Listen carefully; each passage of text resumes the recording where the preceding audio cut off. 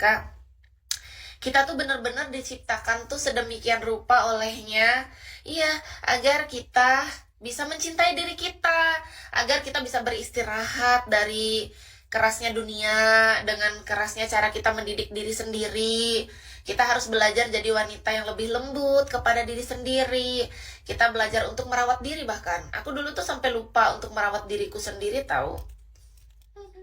Sekarang aku jadi punya banyak waktu ketika aku sendiri nih kan 7 tahun.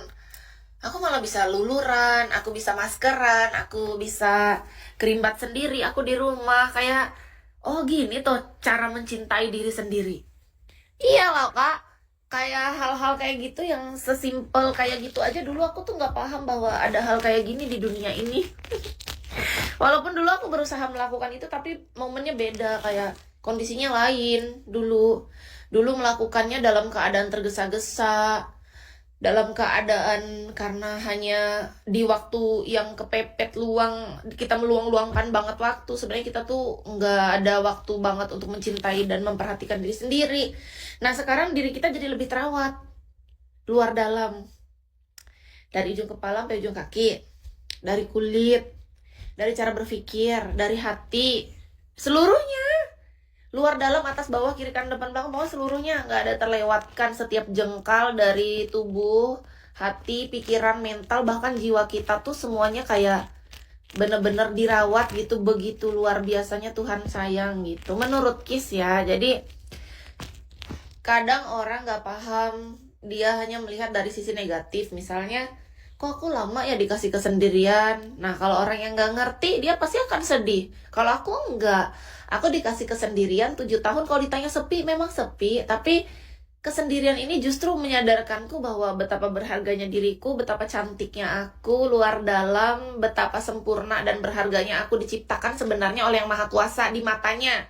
Meskipun di mata manusia kita tidak seperti itu, ya nggak apa-apa. Karena kan kita nggak butuh juga pengakuan manusia. Terserah manusia mau memperlakukan, berucap, atau apapun yang dia katakan kepada kita itu udah nggak berpengaruh lagi. Karena apa? Karena kita sudah sadar betapa Yang Maha Kuasa sangat menyayangi kita. Dengan cara apa? Dengan kita selalu dilepaskan dan dijauhkan dari segala kejahatan, dari segala hal buruk yang tidak cocok dengan kita. Lalu kita dihadirkan dengan hal-hal yang jauh lebih baik menurut kehendaknya. Itu tuh udah hal yang sangat, harusnya kita cepet sadarnya. Ketika kita sadar bahwa oh akhirnya kita ternyata terpisah nih dari orang-orang yang memang sudah tidak sejalan dengan kita, dari orang-orang memang udah nggak sevisi misi, dari orang-orang yang yang membentuk karakter kita justru malah ke arah yang lebih jauh dari diri kita yang sebenarnya.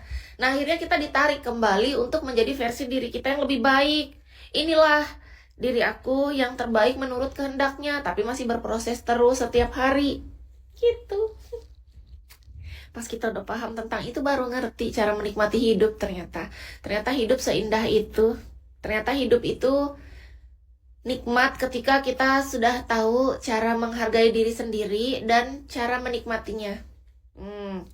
Ternyata dulu yang kita pikir kata bersyukur itu hanya sebuah kata, sekarang enggak. Bersyukur itu ternyata punya makna yang sangat dalam. Iya betul kata Obat, serius. Jadi kata-kata bersyukur itu bukan sekedar kata, tapi gimana caranya kita memahami itu lebih deep gitu. Sangat dalam makna bersyukur itu. Banyak. Dari segala hal apapun dalam hidup kita itu semua patut kita syukuri. Bahkan ketika kita sudah mengerti, kita tidak hanya bersyukur dalam hal positif loh. Ketika ada hal buruk atau hal negatif terjadi karena orang sekitar kita pun yang dulunya kita menganggap itu adalah hal-hal yang tidak menyenangkan, sekarang ya walaupun memang itu bukan hal yang menyenangkan bagi